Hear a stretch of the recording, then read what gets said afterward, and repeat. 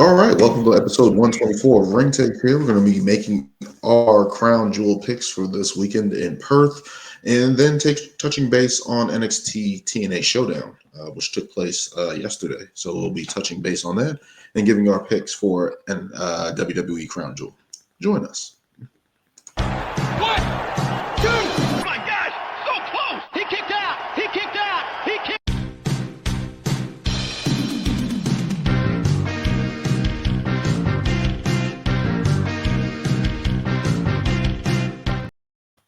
All right, we are back after taking a little hiatus. Well, at least me and Lewis took a little hiatus last week.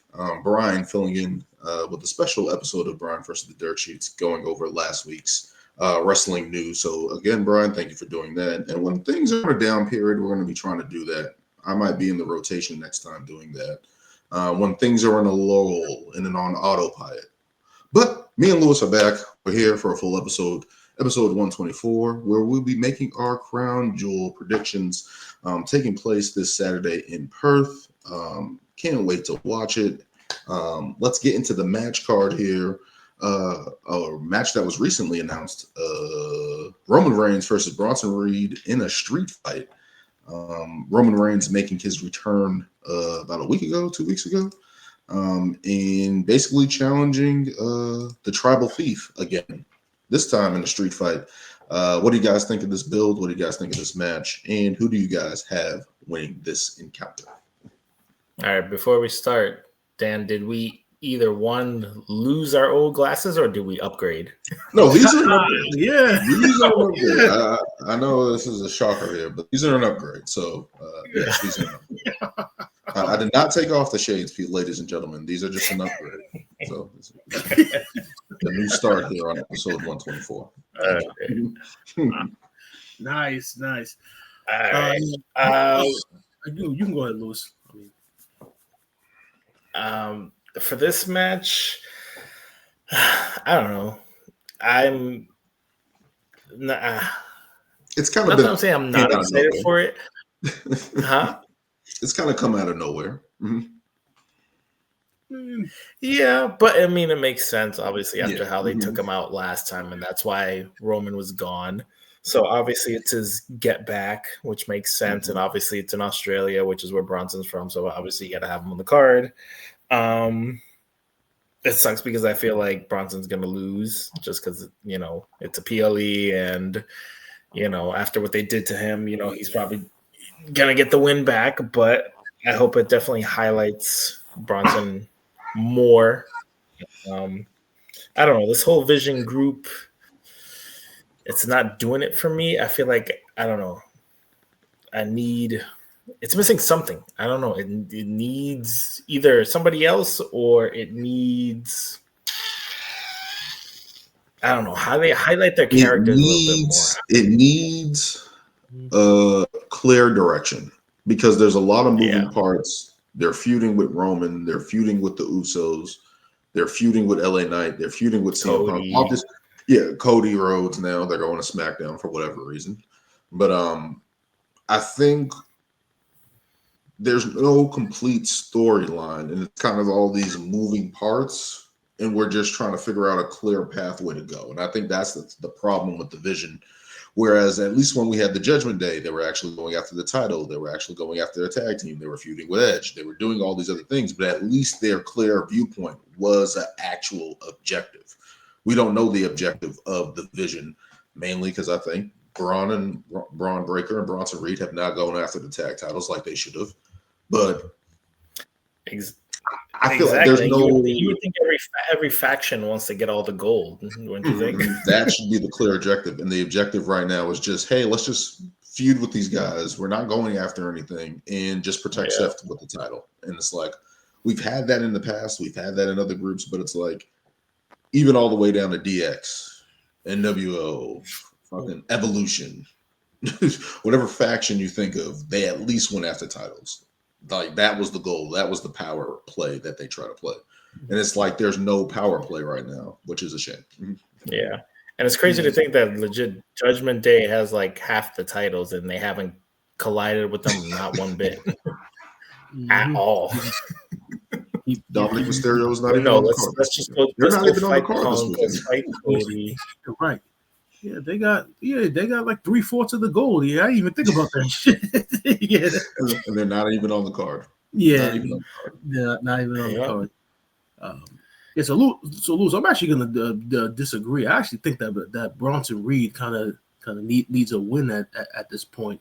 I mean, it is in Australia. I think Yeah, we know initially, about that home field advantage, though. The history yeah, of we that. know about that. But I think this time around, because I remember initially the last time they were in Australia, either he was injured or he wasn't on the card, and he had expressed like the disappointment of not being able to perform in Australia since re-signing with WWE. So now he's getting this opportunity, and this feud with Roman and the Vision, like this isn't ending anytime soon. Like I said, we know this is going towards Survivor Series, and we know Roman won their last encounter, and even though Bronson Reed kind of got his heat back in the end and took Roman out, it still was a loss.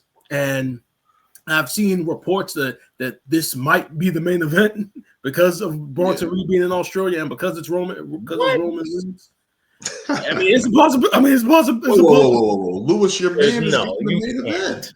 Your man is getting the main event.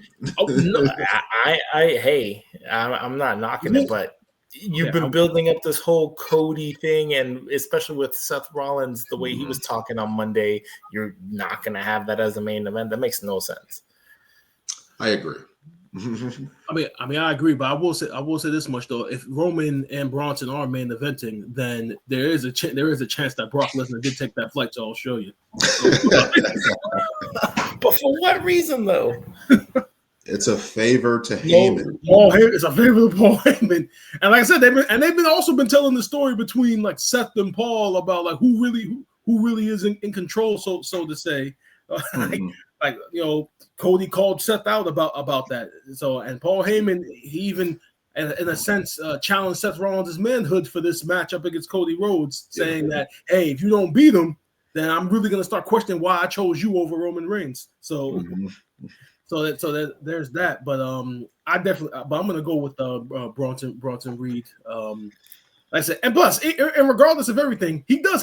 Even though he's been dominant as a part of this group, he still does kind of need an official win over Roman Reigns. Like I said, he got his heat back last time, but being I know the hometown curse thing, it really is a real thing.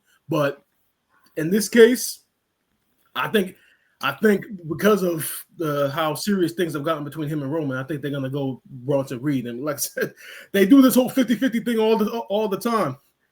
And just in this case, the third match is going to be War Games. But still, it's Roman, and Roman's been gone for a little bit.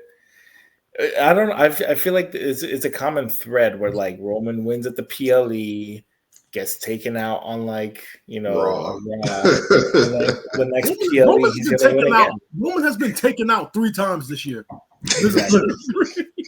That's the perks of having a light schedule, right? I mean, one was for filming of Street Fighter, so I'm gonna let that pass. But the other two, like it's comical at this point. You might as well just say that, like, okay, what he's doing, because putting it as part of the story is just like it's repetitive. Take somebody out three times in 1 year, and they come back after like a month or two, like. You might as well just say he's doing a movie. Yeah, I don't know, but I'm gonna go Bronson Reed, and I know I've said this all the time. Each PLE I've been picking them, saying they need a win. They need a win. This Roman is bulletproof. A loss they got a win at the last PLE. What was the last PLE? WrestlePalooza, wasn't it? Yeah. They got as a tag team. Yeah, that was over the Usos though. They need something establishing themselves against this regime here. And so with this street fight, do we obviously think this is going to turn into a whole Braun Breaker comes out? Lewis, it's an Australian street fight. You realize that the Samoan Islands is not that far from Australia, so this also works in their favor too.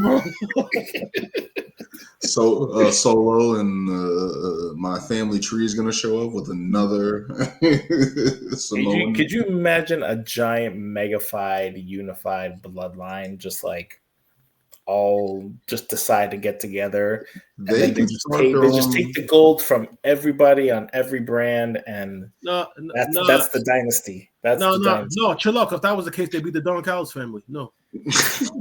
But they're actually family though. The story is in the details. Right, the story is in the details. But yeah, I'm gonna go Bronson Reed because I feel like Roman is bulletproof. A loss here doesn't hurt him. It actually gives him something to go after when going into War Games. And it's funny to see Roman Reigns not in the title picture. That's another thing with this feud. Like, he's not in the title picture. So I don't think it's going to hurt him taking the L here. I think it's also crazy, though, that with Seth with this title, he hasn't even mentioned going after the world title because he hasn't held that title. Mm-hmm. Mm-hmm. It's not his title. That's why. He's the reason why that title was created. It's not. This isn't the universal title. Like, what am I doing with this thing? I don't want that. I wasn't gonna say because Dan, you talking about Paul calling Brock. I feel like if that were to happen, there is no reason why he even needs to back Seth at that point. Why not just go back to Brock? Yeah. I completely, and I think they're teasing a little tension between Paul and Seth and stuff like that. But it's like Brock is going to be his exit plan. The second he's just like, yeah, it's not working out. Let's go back to what really works. Going to be in the cards as well. And maybe we just get all 4 Paul Heyman guys at WrestleMania. Brock, Seth, Punk, Roman. Just run it back. Whatever it is, but it's just like they're obviously planting the seeds, and this is what I think what's going to happen later. But it's I think it's going to get interesting because I think it's a little more attention, or maybe we get a little activity from Braun Breaker. Maybe he starts being like he needs. That's what he needs. He needs that, like, sorry to compare, but like that Randy, like young, cocky rebel. Screw this, I'm gonna do this. Like, that's what he needs. That's Braun Breaker, in my opinion. I think they just haven't really tapped into it too much, and I feel like that's the guy. Honestly, Roman should be facing at some point. Like, him and Braun should be going at it. I mean, I initially thought that was going to be the match for Crown. Me too. I didn't think he was going to face Bronson Reed again. I thought it was going to be against Braun Breaker. So, especially after he got all the shoes back. Yeah, I thought we all thought it was over, but apparently it's not. But me and Brian are going Bronson Reed, and Lewis, are you going Roman Reigns? Is that correct? Sir. Yes, going with the tribal chief. Yep. Not the tribal. You don't lose at the PLEs, man. He doesn't lose, but maybe he needs to. Let's keep going on to another match here. We got John Cena versus AJ Styles in kind of a Wrestle Dream match, I guess you can call this one. They've had that encounter. What was that? 2016, I want to say. They had their great back and forth feud during that year and had some banger matches. This is kind of a dream match, kind of something that was echoed by the fans that they wanted. After there was some confusion of this match not happening and AJ Styles being one of his best rivalries, especially in John Cena's one of his most recent returns. What do you guys make of this matchup? This kind of just got thrown together, which I'm fine with. If we're going to have a part-time wrestler, at least let it be John Cena, right? In these in these matches, right? But what do you guys think about this one, and who you guys have? Yeah, this is a prime example of you not needing like a story per se to build up a match. And from what they've done, not having, John Cena on any of these episodes of Monday Night Raw or SmackDown leading up to this match with AJ Styles and the great, promo packages that they put together, highlighting their history. It's been built very well. And obviously this definitely was one of the matches that John Cena had wanted when this retirement tour kicked off. You know it's going to be a banger every time him and AJ Styles get together. It's a 5-star, with the exception of the very first match that they had, which was very good. But compared to the last two, the one at SummerSlam and the one at the Rumble of next year, like those matches like stole the show. And you know there's going to be a lot of callbacks to those matches. You know AJ Styles seems like the perfect opponent for Cena in a sense. So it's going to be a great match. But obviously we're still on this retirement tour, so I'm going Cena to get the win. I feel like the match is going to be very, the style wise, it might be very similar to the match he had with Logan Paul, which surprised a lot of people. But you're not going to be as surprised with the AJ Styles, because you know how great he is. So yeah, I'm going Cena. No, AJ needs to win. I'm sorry, but I see, like low-key have just been wanting AJ to like win. I'm like, dude is literally on his way out. He's already talking about retirement as well. And I'm like, you have a guy here who, he's held the championship, he's held the IC title. Did he? I think he held the US title at one point, right? Or no? AJ Styles, yes, I believe so. And tag titles. So he's got, he's a, but it just pains me that he keeps losing. Like he lost against Dom, which Dom is just on a hot run right now. But it's just like a lot of these attempts at like things, like he just keeps losing, and I'm like, now you're giving him a big match against John Cena for him to lose again. It's just like, what are we doing? But again, it's also, I don't see John Cena losing either right now, especially after that loss to Brock. It's like it wouldn't make sense for him to go on a losing streak, especially into his final match. But in a way, John Cena kind of owes us for that stinker he put on with Brock Lesnar at WrestlePalooza. So pairing him up with AJ Styles was definitely the right way to go about it. Do it, Lewis. Do it. I guess it's Juan Chena. Yes, and we're going unanimously on this one. It's going to be John Cena. Again, we all want everything for AJ, especially when he's winding down these last couple of years and stuff like that. But again, the title pictures are just a little state of flux to put him in there. And he's hinted at going back after Dom, so that I don't think that's completely out of the cards as yet either. So having this matchup with John Cena obviously is just for the tour, and I'm fine with that. And it's just going to be two respected veterans going in there, sending John Cena on his way.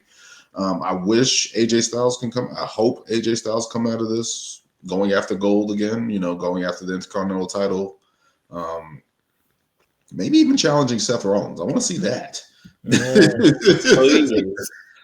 And I feel like that's something they haven't really tapped into, because didn't they face each other for the inaugural World Heavyweight Champion? They were the finals, right? Yeah, they were the finals. They always have matches. Have we gotten that again? I can't remember.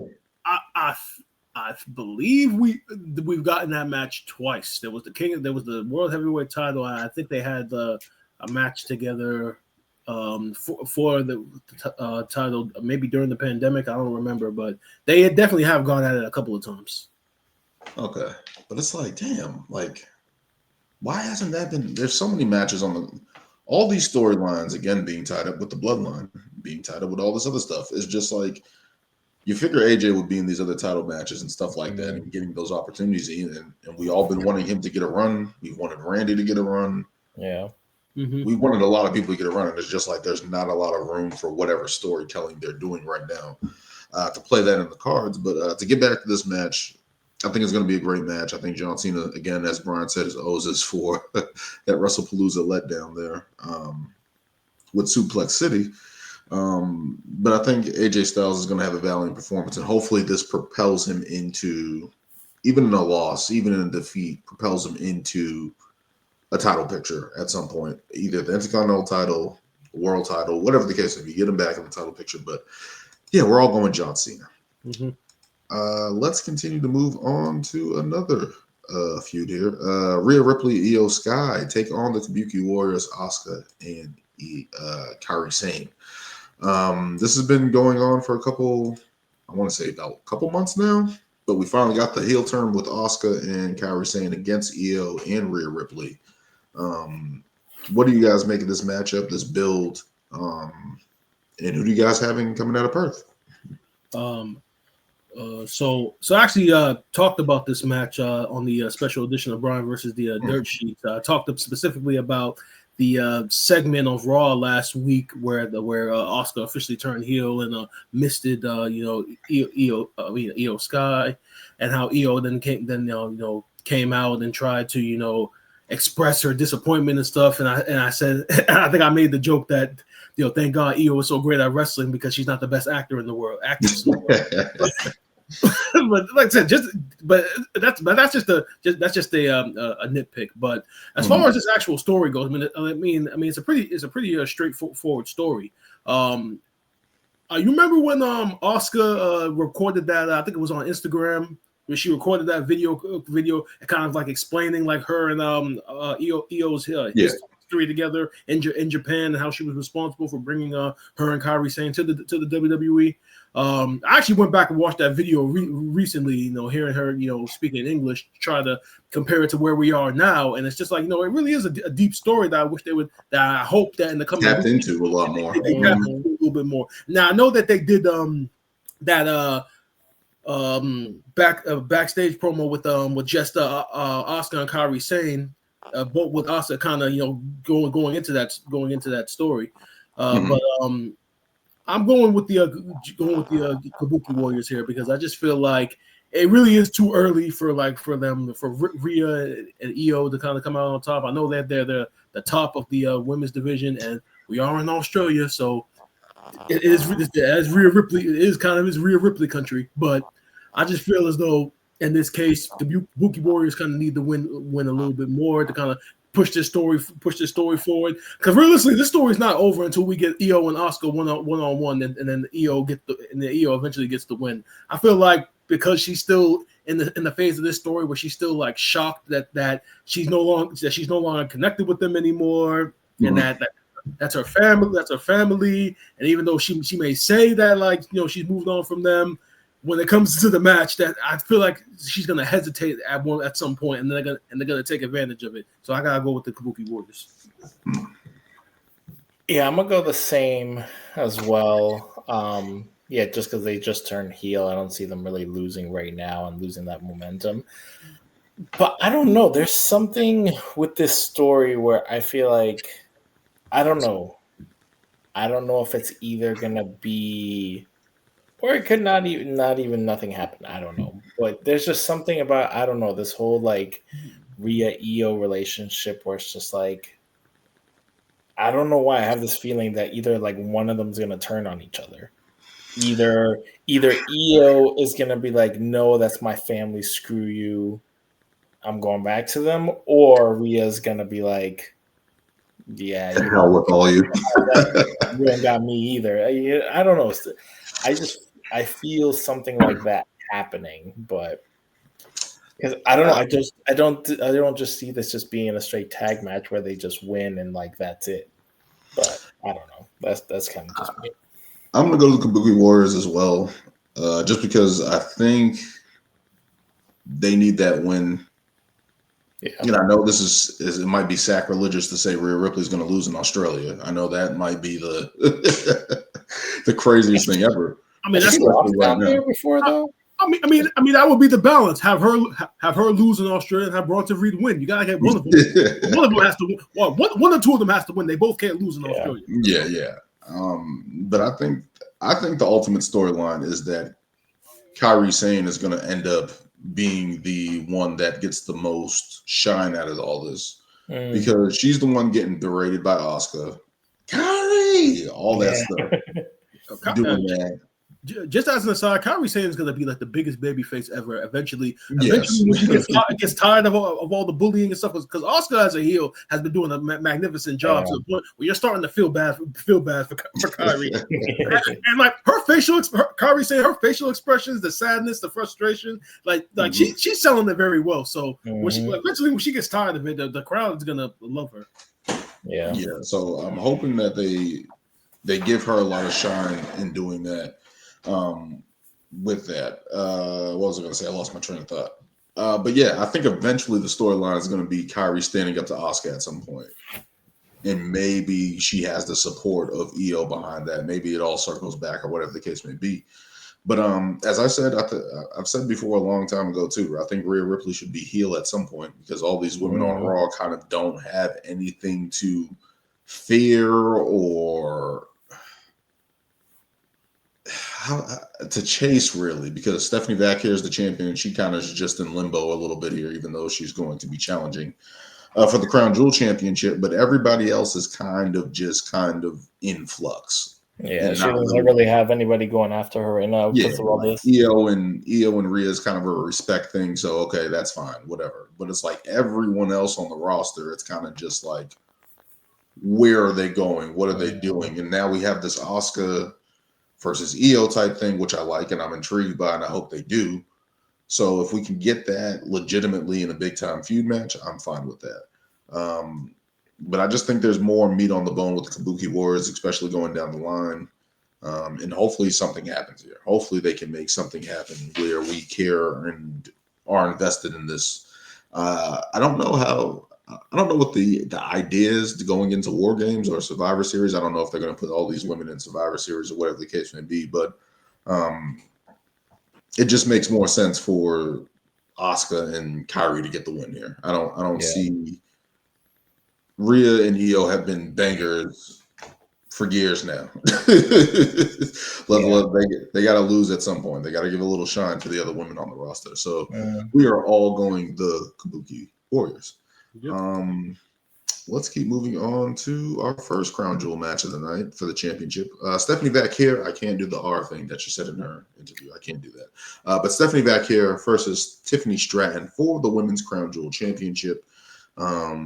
This was kind of the writing on the wall here, where we kind of said Tiffany Stratton was going to come out of that triple threat as the winner, because this is probably the best match on paper. Who do you guys have in this one? What do you guys think about this matchup? The horns. Yep, the horns. The horns. The horns. I mean, yeah. As soon as she won the title, and they announced that it was going to be a Crown Jewel title match, he was just like, okay, she's going to come out on top. It's going to be very interesting how they do it because, like, Tiffany, I didn't even realize like that. I think Michael Cole had announced some type of stat on SmackDown about Tiffany Stratton, like how she's been like. I think she's been undefeated in PLE matches all year. I think that was the stat that he brought up. But this is going to be a great match, and this is probably going to be like the most straightforward match on this card. I definitely got Stephanie, but there's something I wanted to bring up in regards to Tiffany Stratton. I think I showed you guys, and I brought it up on Brian with the versus the Dirt Sheets last week in regards to the triple threat main event with Tiffany, Nia, and Jade Cargill. So, like I said, NoDQ.com they put out an article based on Dave Meltzer's thoughts of the whole entire main event. He said as a result of what happened that it was the worst WWE match of the year so far, and I kind of challenged him on that because to me I feel like he was basing that opinion based upon the last 30 seconds of the match, which we saw was kind of convoluted, was a very clunky ending.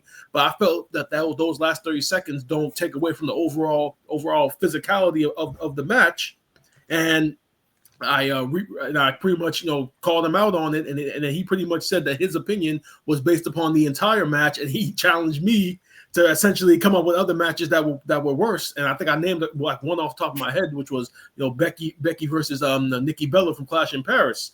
But But so I want to ask you guys, we'll talk about Tiffany Stratton. Do you guys really think that triple threat match was the worst match of the year so far? No, not at all. It was literally just a timing issue. Mm-hmm. And it was just a segment where clearly the ref could have counted 3 and didn't. But that doesn't making a match the worst is literally like the wrestlers just like not one, no good chemistry, 2, messing up a bunch of spots, 3, just like a terrible finish. Like that's not what that meant. The beginning half of that match leading up to that whole spot thing was actually a really good match. Mm-hmm. It was just a timing thing where I forget. Did that mess up the match in terms of do the being right thing? Did that mess up the match in terms of just having a blunder there? And it's like, damn, that's unfortunate. Exactly. Yes. Was it a terrible match? Hells no. And it's one of the better matches that these women have been in since they've been doing this rotation of women in these matches. This has been one of the better matches. So for him to say that, and I think he's just trying to, I don't know if it's a shot at Jade Cargill or Nia Jax or whatever the case may be, Dave Meltzer's on or whatever the case he's doing. But to say that is ridiculous. Let's just get that out the way, especially when we just saw Brock Lesnar versus John Cena, which had no botches and just was with nothing. It's like you can't. I mean, you can honestly make an argument for Cena and Cody at WrestleMania. I was there. I saw. I can make that argument. Like, you know, I don't know. I wouldn't say that, but as for this match, they got to do something here. In terms of what, like? I want something to happen with Tiffany. I want her to turn heel so bad. Yeah. And this is, and I would say Stephanie Vaquer is the perfect catalyst for that. And maybe this is how we get maybe a 5-on-5 Raw versus SmackDown Women's War Game match. Yeah. Okay, I will say this much: this match is going to expose what we've all been saying for over the last year in regards to Tiffany Stratton. Well, she's not feuding with Nia Jax; she's a heel. And that match is going to expose it. She's supposed to come off. She's supposed to be a babyface right now, technically by default. Yeah. But when she's feuding with, but Nia is such a good heel that it's very easy to cheer for Tiffany. But when she's not feuding with Nia and she's feuding with anybody else, the crowd's always going for that other person. If she feuded with Charlotte now, everybody would want Charlotte to win a world title. Which when you think about that now, it's just like, wow, what a difference! Who the hell would ever thought that, right? Yeah, they would want Charlotte to beat Tiffany for a world title. Like, I don't know. I just want something to happen with her to save her, because I feel like if they just keep going down this baby road path. One, when Jade beats her, what is that going to do for Jade? Or if Jade beats her, or whatever the case may be, are you going to pass the title back to Nia Jax? People are going to be upset, but basically SmackDown Women's Division is just waiting for Bianca Belair to come back, and I think that's how they can incorporate her into War Games and somehow. Maybe they hold her out until then. Maybe that's what they're doing, but I don't know. This will be the perfect time to turn Tiffany heel. I'm going Tiffany Stratton, and I know this might be against all evidence of Stephanie Vaquer being the hottest thing in women's wrestling right now, being over as she is. But I just think that Tiffany needs something. She's winning. She's undefeated on PLEs. I would like. So you just think she's gonna cheat to win, basically? Something has to happen. Something has to happen. Or maybe you're thinking that whoever Stephanie's next opponent is going to be the one that cost her the crown jewel. Yeah. Oh man, you guys keep going for a minute. I got to handle something. Sorry. All right, so I'm definitely going Stephanie Vaquer here. Like I said, feud wise, even their the promo segment that they had on SmackDown, it was pretty straightforward. Pretty much both of them said, "I respect you, but when we get into the ring, I'm gonna beat you." I mean, like I said, this match is pretty straightforward. I mean, there really is really much of a story. It's just literally just two women from the respective brands just going at one another to see who the best is. And I just feel as though just because Stephanie just won the title at WrestlePalooza, that's too soon for her to lose. Yeah, like the only way, like Daniel said, the only way that I could see maybe Stephanie losing is if whoever costs her the match is the person that she's planning on feuding with next.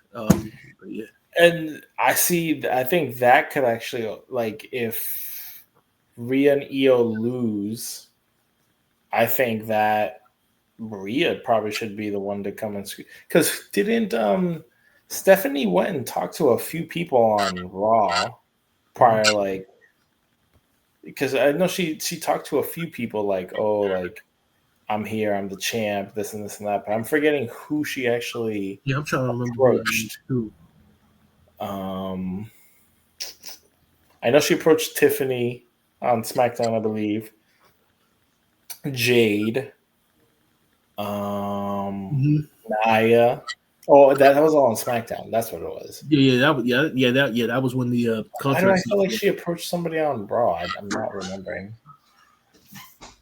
Yeah, I don't know. But I feel like if it was smart, you could easily have Rhea come in, give Tiffany the win, and she's like, "No, I'm coming back for my title. Like, I'm done with this whole crap with the Kabuki Warriors and Io and all that stuff. Let me focus on getting my title back." Yeah. Or even crazier, you could have a Liv Morgan come back too. Yeah.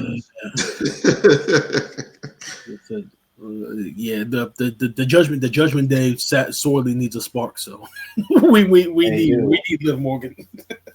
Yeah, and they kind of dropped that whole whatever they were doing, like, with Dom, and like, I don't think they dropped it. I just think they put it on pause because it's like it doesn't work without her. I guess it doesn't work unless they know she's coming back. Maybe. So. Yeah, I don't know. There's been so many stuff with the Judgment Day where you're like, okay, this is leading to a split or a new regime or whatever, and then nope, they're just going to give them titles and we're just going to keep going as we were.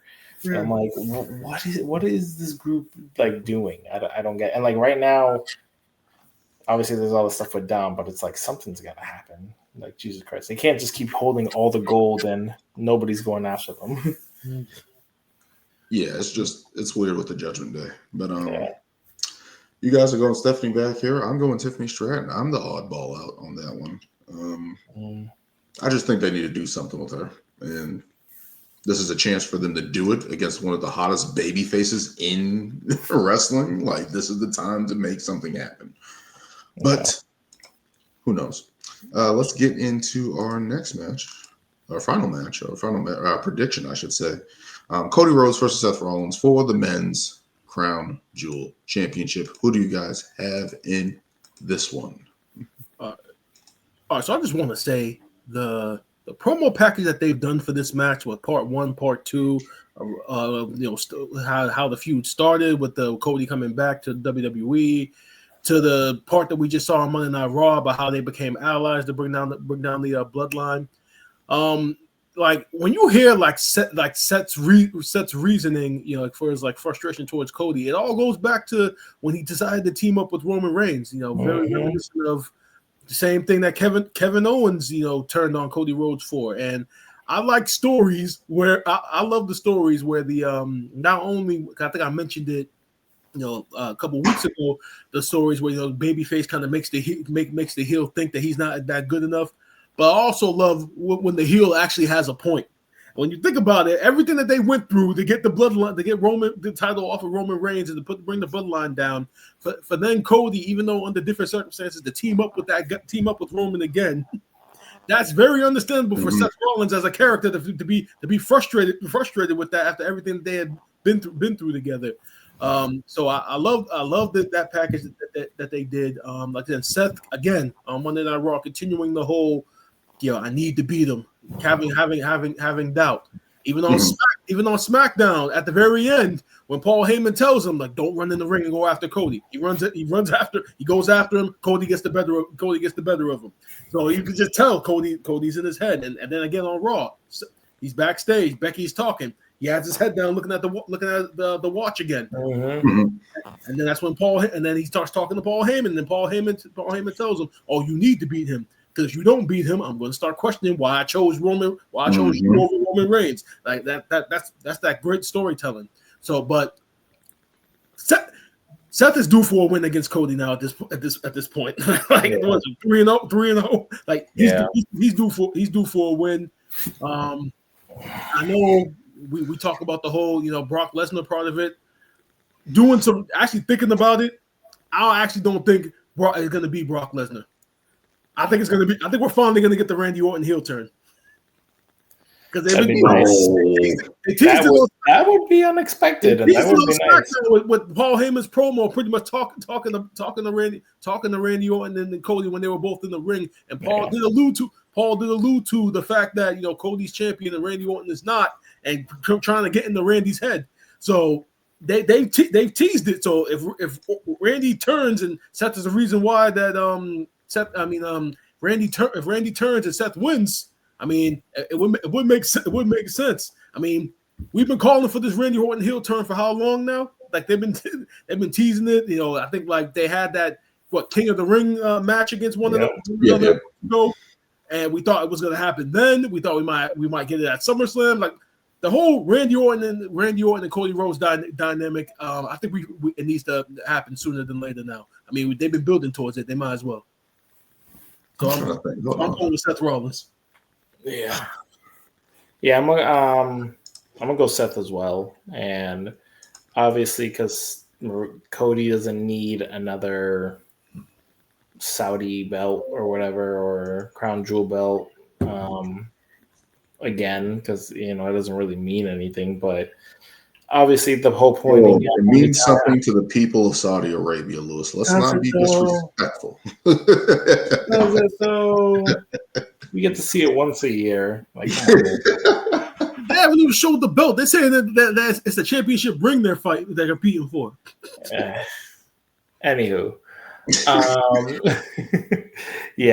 I see Seth definitely winning. And like I said, obviously with the whole Paul Heyman and all that stuff, I think Cody right now can afford a loss. I think if Randy did come and screw him, I think that would be great. I think that'd be a great story right then and there. You never know, maybe we'll finally get a Randy run. But yeah, I definitely see obviously, Braun Breaker and Bronson Reed definitely helping him out, or even somebody new could come help him. Who knows? But he's definitely, or even Becky, could come screw Cody too again.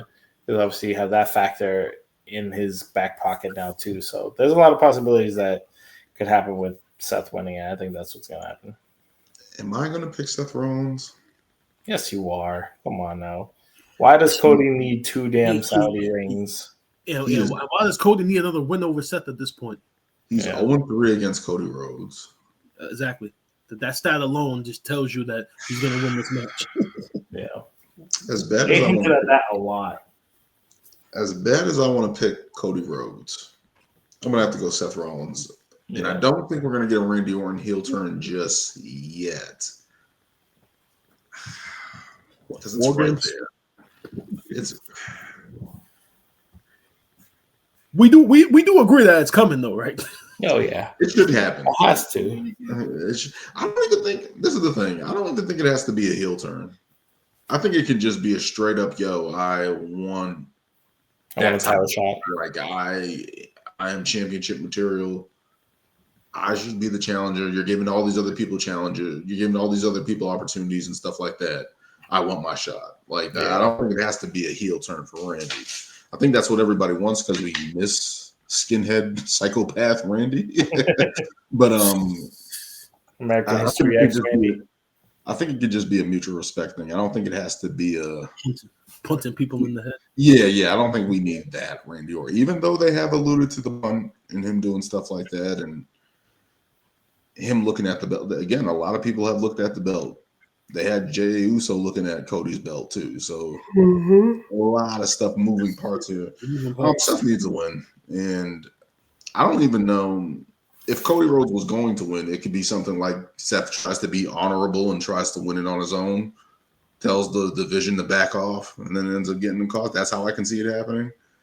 But yeah, Seth Rollins needs a win. This group needs something. The division needs a big time win. Even though Seth Rollins took on the three biggest baby faces on Raw and beat them. So there's that. So I mean, but in terms of standing, in terms of this Paul Heyman story, he definitely needs a win in this one. So yeah, I'm going Seth Rollins. I can't find a way for Cody Rhodes to win. Yeah, exactly. That would just destroy. Seth would be nothing. Yes, exactly. He would be a paper champion, like which people are already calling him and saying that he is. Even though, again, I love Seth Rollins in the ring and stuff like that. But if he loses here, it's death. Like I don't know how you come back from that. I don't know. I don't know how he comes back from that. But that will be our picks for Crown Jewel. We have me and Brian have Bronson Reed over Roman Reigns. Lewis picking Roman Reigns in the street fight. We are all going John Cena to defeat AJ Styles in a dream match. Last time, probably, most likely. We got the Kabuki Wars over Rhea Ripley and Io Sky. We all picked Rhea Ripley to lose in Australia. I'm sorry to the people of Australia and the fans of Rhea Ripley. Sorry. You're going to get Bronson Reed. You'll be all right.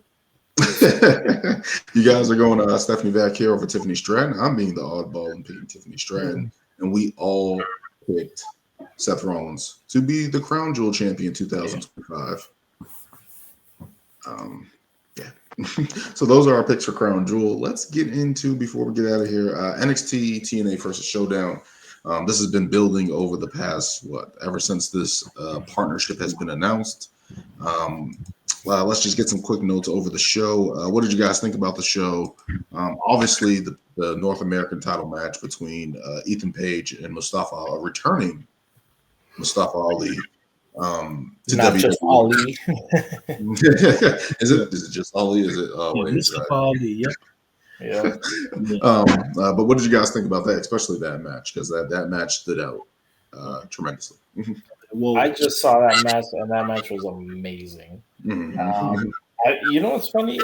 At first, I wasn't too sure about Ethan Page, but the more and more I see him, he's a great heel. He does great heel work in the ring. Great technical wrestler as well. When I see him, even though he's shorter, it's what I thought Ethan Carter EC3 was supposed to be. When he was in WWE, we should have been. Yeah. What you see Ethan Page now is what Ethan EC3 should have been. Yeah, you're right. Ethan Page is just, he's better. He's better. Mustafa Ali getting they actually alluded to him actually gaining that North American title match before he got released, which I thought was funny. Like, that was good. No, it was good. It was good storytelling because it was true. It really did happen. Like they announced him for the match, and literally like the week before he was released. Like out of nowhere. Against Wesley. Yeah, something like that. Yeah, was it? Yeah, what was he? What? Hold on. Was it Wesley or was it wasn't Dom North American champion? Yeah. I remember because I remember they went with Dragon Lee as a replacement. Dragon Lee beat him. Matter of fact, Dragon Lee did beat him because Rey Mysterio was on commentary for it. I remember. Yeah, I remember that. Yeah. Yep. Damn, it seems so long ago. But that match was great. I thought I want to say this about this. Trick Williams. His heel character, I'm loving right now. Yeah. Like him just kind of being smart and just being like, I don't have to be in this. Dripping on him like that. Yeah. Like, I'm the TNA World Champion. Like, I don't have to be in this NXT TNA bullshit. Like, you guys are gunning for me. Like, I don't have to do this shit. I thought it was crazy how Miles Bourne and Javon Evans got eliminated first. Yeah. I was like, what are we doing? Miles Bourne, not so much, because I kind of knew once he got added to the match, it was just like, okay, all right, he's probably going to be the first one out easily. And with Javon Evans, not so much because, they announced that he's facing Leon Slater for the X Division title. And when you see how he got eliminated and the fact that match is coming up, it's like, okay, makes sense. They're about to have It makes sense, but it's like he's been on a tear so much. He's been on a tear, so I was just sort of shocked by that. They had Ricky Saints trying to be the Iron Survivor, Soul Survivor. He put on a good performance. I like Ricky Saints. I liked what he's done. I'm glad NXT, even though I don't think he should. I think Obo Femi should have been champion still, but Ricky Saints, I can't not like him. He's pretty good in the ring. He put on a tremendous performance. TNA getting that victory. That's where I was like, okay, TNA picking up the NXT Tag Championships, even though it was over. Okay. Yeah. Like, I talked about this. I talked about it last week. I said if NXT swept this show, I really was going to start questioning what the whole point of the partnership was. Yeah, not a partnership. But they split both matches, so it's like okay. So now TNA finally did get some wins, even though people are still always going to associate the Hardys with WWE.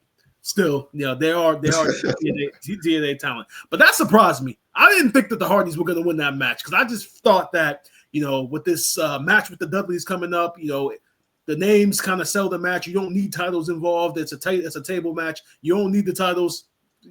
Dark State, they're up and coming. They'll have both set of titles be on both shows. It is.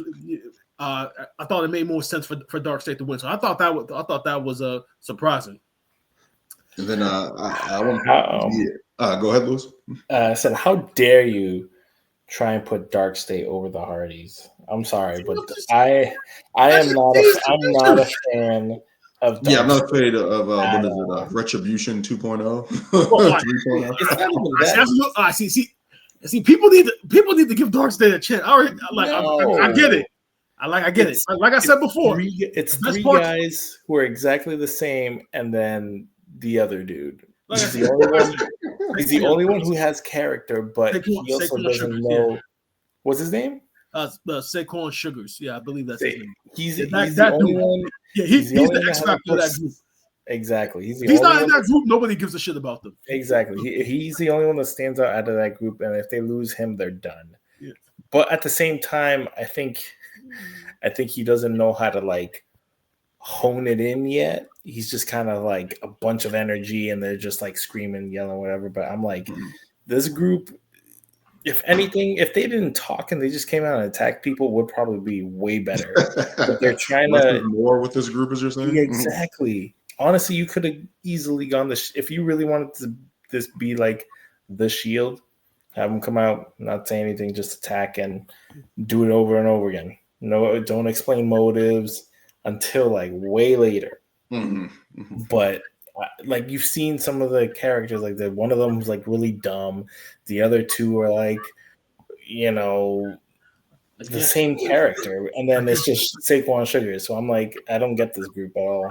I couldn't even believe that they won the titles too, though. So again, Louis, I was there. That's everything you just described. That's the retribution part about them. Now, if you take the best aspects about them, the Shield part of it, the look, the togetherness of them, that part of it, that one of those things that we loved about the Shield, then you can see okay, they're a good group. But again, everything you just described, the retribution part of them, that's why people aren't on board, only on board with Sugars. But there's one thing I want to say about the women's Survivor Series. You about to get into it. So on the Brian versus the Dirt Sheets, I talked about Jakara Jackson. I don't know how they Sade.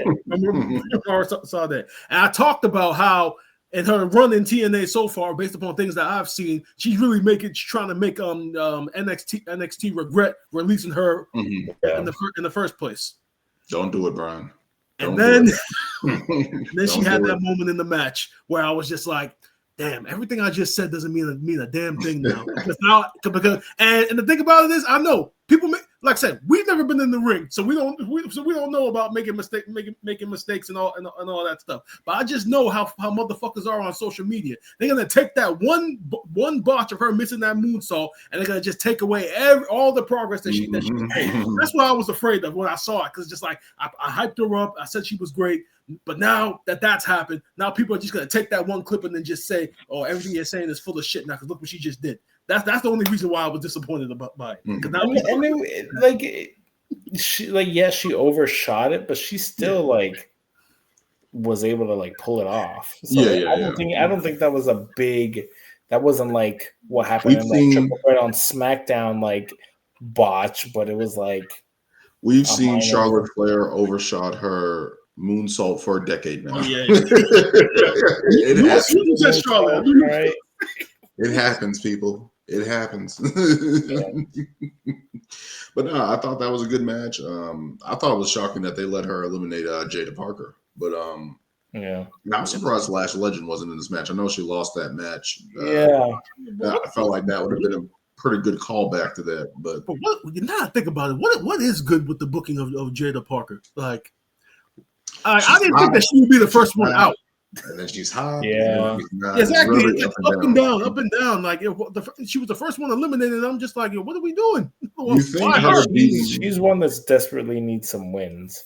She hasn't been getting them. I thought she was going to win the number one contendership at NXT Heatwave. I thought everyone was wanting her to win. Everybody wanted her to win. So I was shocked by that. She just defeated Lash Legend in a banger of a match. You're thinking, okay, she's going to be the lady to lead TNA. Nope. And I'm sorry, I just can't get into JC Jane. I'm sorry. Same, I can't. Actually, you know what? This match. That's why she's champion, because nobody can get into her. Nobody likes her. That's why she's such a good heel champion. That's literally why she's champion. But you know what? During this match was probably the one time where I actually backed her just a little bit. When she had that segment where she was hitting the ropes and I think two people were in the corner, was the only time I actually saw maybe. She's not bad in ring. It's just I don't know if it's the look of her character. Mm-hmm. It's she just does not pop as an NXT Women's Champion. I don't know, weird. Especially when you got Sol Ruka, you got Jordan Grace, Lola Vice. Lola should be champ right now. Blake Jada Parker. You got a whole bunch of women that are like, yo, these women should be champion. Lash Legend. That was another thing about the booking of this entire card. The men's elimination match was the only match where for the TNA side where legit everybody on the TNA side, all those guys have never been with WWE.